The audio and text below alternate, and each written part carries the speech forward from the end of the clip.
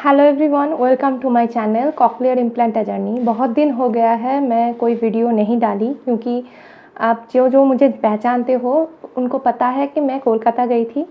और कोलकाता जाने के बाद मेरी मम्मी की तबीयत बहुत ख़राब हो गई थी। जनवरी महीना पूरा चला गया मेरी मम्मी के पीछे, मतलब हॉस्पिटल, घर को संभालना, ये सब। और फरवरी महीने में मेरे ससुराल में देवर की शादी थी, उसमें चला गया पूरा फरवरी महीना।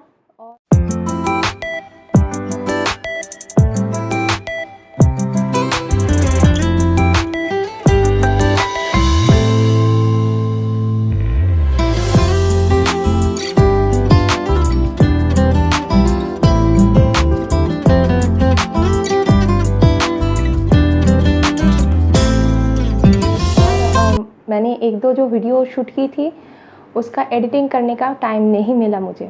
और वापस घर आने के बाद अभी मेरी बड़ी बेटी का एग्ज़ाम चालू हो गया है, वो भी ऑफ़लाइन, और छोटे का भी ऑफ़लाइन एक्टिविटी क्लास चालू हो गया है, वो शाम को है। तो सुबह से शाम तक मुझे एक बार बच्चे को दे के आना, फिर घर पे लाना, फिर शाम को लेके जाना, ये सब में ही दिन जा रहा है। तो वीडियो बनाने का भी टाइम नहीं मिल रहा है और एडिट करने का भी टाइम नहीं मिल रहा है, इसलिए इतना देर हो रहा है वीडियो डालने में। इस बीच मेरे वीडियोस में बहुत सारा सवाल आया है, उसमें से 2-3 सवाल का जवाब मैं उधर पे लिख के देना नहीं दे सकती, क्योंकि वो बहुत बड़ा है। तो इसलिए मैं सोची कि आप लोगों के साथ मैं ऐसे बैठ के डिस्कस कर लेती हूँ, तो आप लोगों को भी थोड़ा सा समझने में इजी हो जाएगा और मुझे जवाब देने में। तो सबसे पहले जो डिसेबिलिटी के ऊपर क्वेश्चन आता है, उसका मेरे पास जो आंसर है, सभी को मैं एक ही आंसर देती रहती हूँ कि एक कान का अगर आपका डिसेबिलिटी है तो डिसेबिलिटी सर्टिफिकेट आपको नहीं मिल सकती, और दोनों कान का जो डिसेबिलिटी है वो कुल मिला के एक फॉर्मूला के ऊपर आपको डालना पड़ता है, तो आपको समझ में आता है कि आपको डिसेबिलिटी सर्टिफिकेट मिलेगी कि नहीं। तो वो डिसेबिलिटी सर्टिफिकेट के लिए जो फॉर्मूला है, मैं हर सवाल का जवाब में देती हूँ, मैं वो पिन कमेंट कर देती हूँ, तो फिर आप लोगों को इजी हो जाएगा समझने में। और किसी ने मुझे पूछा है कि यही तो हो गया है, 1-2 मैपिंग भी हो गई है, स्पीच थेरेपी भी चालू हो गया है, तो आप कितने दिन में बच्चा बोलने लगेगा।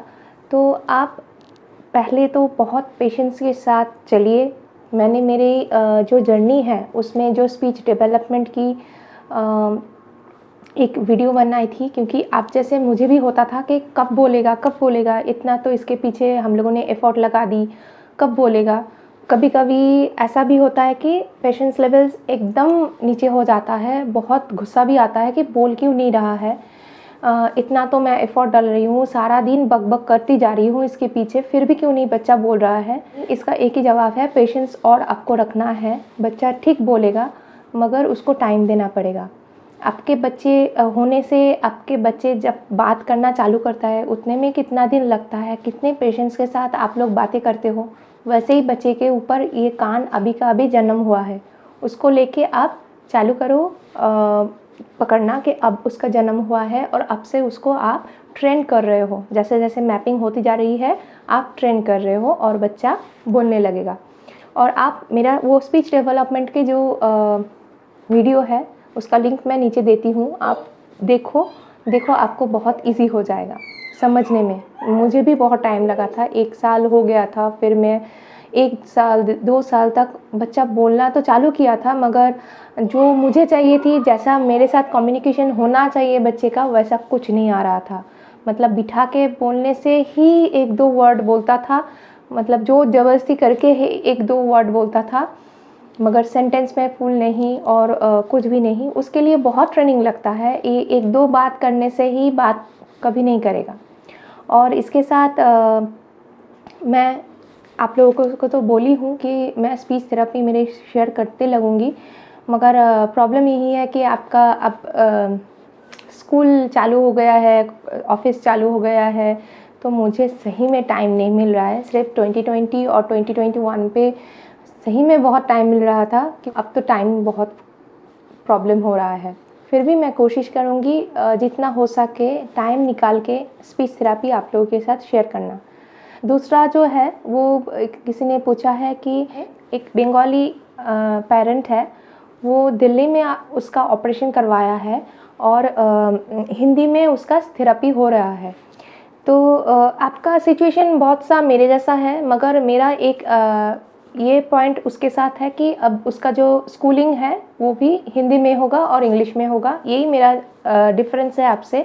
आप चाहते हो कि बंगाली में आपका स्कूलिंग हो, तो मैं यही बोलूँगी आप बंगाली में ही थेरेपी करवाओ, यही सबसे इजी है। और अगर आप थेरेपी हिंदी में भी करवाते हो, जैसे कि इधर पे मैंने भी हिंदी में थेरेपी करवाई थी, मगर मैडम हिंदी में बोलती थी और इंग्लिश में बोलती थी और मैं उसको बंगाली में कन्वर्ट करके बच्चे को समझाती थी। क्योंकि मेरा जो थेरेपिस्ट थी उन्होंने बोल दिया था कि बंगाली में, मतलब मेरे मदर टंग में ही मुझे भंटाई को स्ट्रॉन्ग बनाना है।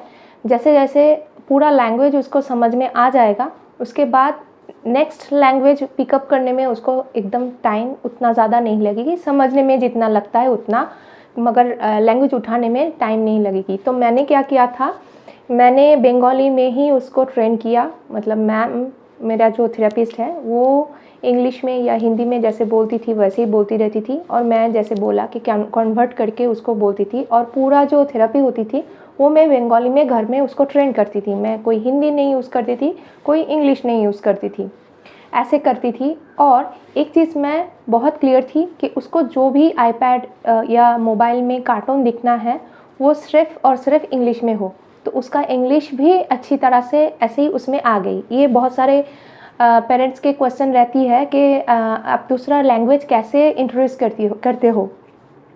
मेरी बेटी के टाइम भी मैं बहुत स्ट्रिक्ट थी कि कोई हिंदी या बंगाली कार्टून वो नहीं देखेगी, जो देखेगी इंग्लिश देखेगी, इसलिए उसका इंग्लिश बहुत ही स्ट्रॉन्ग है। बंगाली तो ऐसे ही है, मगर इंग्लिश बहुत उसका स्ट्रॉन्ग है। और मैं, मेरी जो छोटे बेटा है उसको ऐसे मशीन लगवाने के बाद भी मैंने इस पे ही फोकस रखा कि जो भी कार्टून, जो भी कुछ देखेगा वो इंग्लिश में ही उसको देखना है। तो फिर इसमें क्या हुआ कि इंग्लिश उसको पिकअप करने में ज़्यादा टाइम नहीं लग रहा है। थोड़ा बहुत तो इंग्लिश बोल रहा है। मुझे पता है कि और ज़्यादा स्कूल में जाएगा तो उसका इंग्लिश और अच्छी होती जाएगी, मगर बंगाली में ही मैंने उसका जो ट्रेनिंग है वो कंटिन्यू किया है।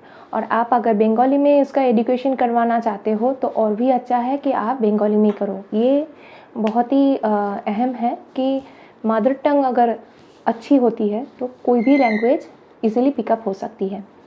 तो ये 2-3 सवाल थे मेरे पास जो मुझे लगा बहुत ही इम्पॉर्टेंट है, मुझे उसका जवाब अच्छी तरह से देना चाहिए। और एक है इमोशनल कंट्रोल। ये तो सही में एक बड़ी दिक्कत है। ऐसे भी हम लोग, मैं तो अभी तक इसको बहुत ट्रेन करती हूँ, बहुत ट्राई करती हूँ इसको काम डाउन रखने के लिए।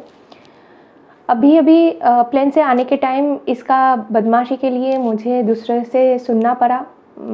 मैंने भी उसको समझाया कि देखो बच्चा ऐसा है, मगर वो इंसानी बहुत बदतमीज़ था, इसलिए बहुत ही अजीब बिहेवियर कर रहा था और बहुत ही बुरा बुरा बातें बोल रहा था। ख़राब लगा क्योंकि अब तक तो हम लोग इसको नॉर्मल लाइफ में लेके आने की, मतलब बातें करना ये सब ही सिखा रहे थे और काम डाउन रहने के लिए सिखा रहे थे, मगर कहीं ना कहीं भूल गए थे कि दुनिया में सब कोई हम लोगों के ज़रा समझ के बात नहीं करेंगे। बहुत सारा ऐसा लोग भी मिलेंगे कि इसका मजाक भी उड़ाएंगे, इसको अपना हक की चीज़ नहीं देंगे, इसको सही से ट्रीट नहीं करेंगे, ऐसे लोग भी मिलेंगे। तो उसके लिए भी इसको तैयार करना है। जैसे जैसे दिन आता जाएगा, जैसे जैसे ये बड़ा होता जाएगा, इसको वैसे ही सिखाना पड़ेगा। देखते हैं कैसे क्या होता है, लाइफ कैसे लेके जाता है। मैं आप लोगों के साथ कोशिश करूँगी सब कुछ शेयर करने का।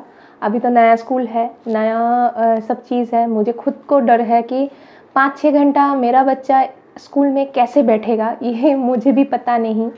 इतने दिनों के बाद जाएगा, देखते हैं क्या होता है। जैसा जैसा होता है मैं आप लोगों के साथ शेयर करती जाऊंगी और बहुत जल्दी कोशिश करूंगी नहाने के लिए जो ट्रेनिंग होना चाहिए वो, और स्पीच थेरेपी कैसा क्या करना है ये शेयर करूँ आप लोगों के साथ।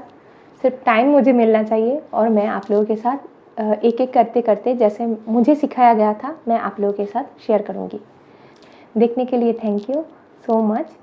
Please like, share and subscribe. Bye.